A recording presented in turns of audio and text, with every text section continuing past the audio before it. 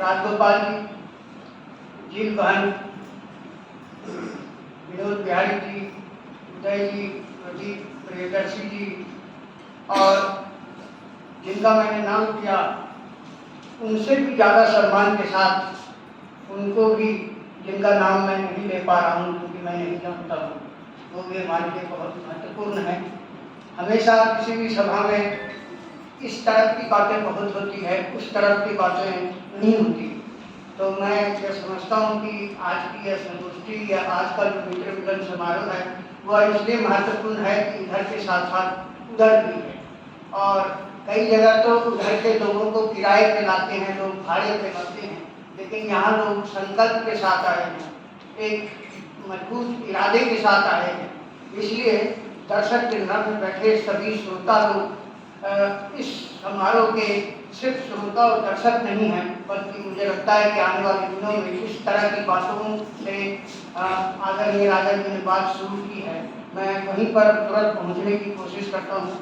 मैं जब युवा हो रहा था तब मैं राजा जी के साथ बस्तर में परिवर्तन में काम करने लगा था, और उसके बाद से फिर मैं उन्हीं रास्तों पे चलता हुआ आज तक आगे बढ़ गया।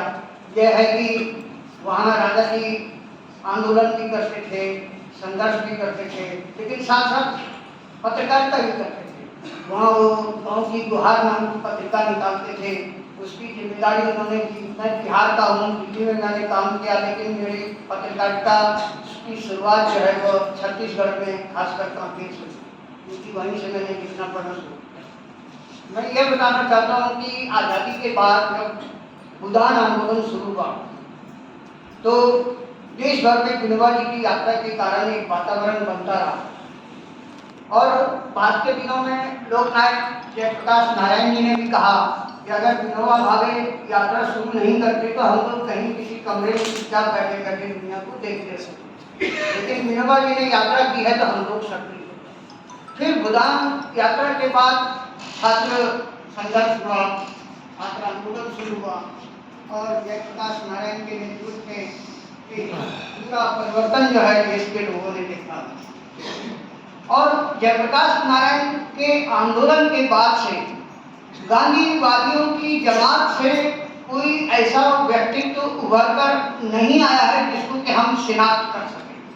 हैं बहुत सारे लोग गांधी जगत में हैं, लेकिन वो तमाम लोग संस्थागत हो गए, यानी संस्था की चार दीवारी में कैद हो गए। वो कुछ लिखने पढ़ने लगे या कुछ किताबें लिखने लगे, लेकिन जयप्रकाश नारायण के आंदोलन के शुरू होने के कुछ दिनों तक मैंने देखा कि जगह जगह युवाओं का शिविर होता था, सर्वोदय की तरफ से लोगों को तैयार किया जाता था। हम जैसे लोगों को भी कई बार शिविर में जाने आने का मौका मिला, तो हम अपने विचारों के प्रति, यानी खासकर गांधीवादी विचारों के प्रति प्रतिबद्ध होने का मौका मिलता रहता था। आज जैसे लगता है कि एक शून्य की स्थिति हो गई है, क्योंकि जो संस्थाओं में प्रमुख हैं, संस्थाओं में जिनका वर्चस्व है, वे संस्थाओं से बाहर निकल भी नहीं पाते, कहते रहते हैं अपने भाषणों में।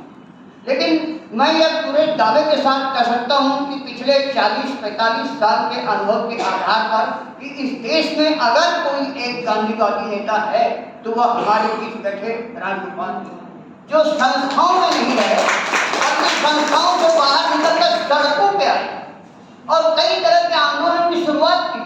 वह आंदोलन नहीं था, बल्कि एक तरह से गांधीवादी प्रशिक्षण था, अहिंसा का प्रशिक्षण था, और स्थापित किया इन्होंने अपने नेतृत्व में आंदोलन को। कभी ग्वालियर से दिल्ली, कभी बिहार में, कभी छत्तीसगढ़ में छोटी छोटी यात्राओं के साथ बड़ी बड़ी यात्राओं का इन्होंने नेतृत्व किया।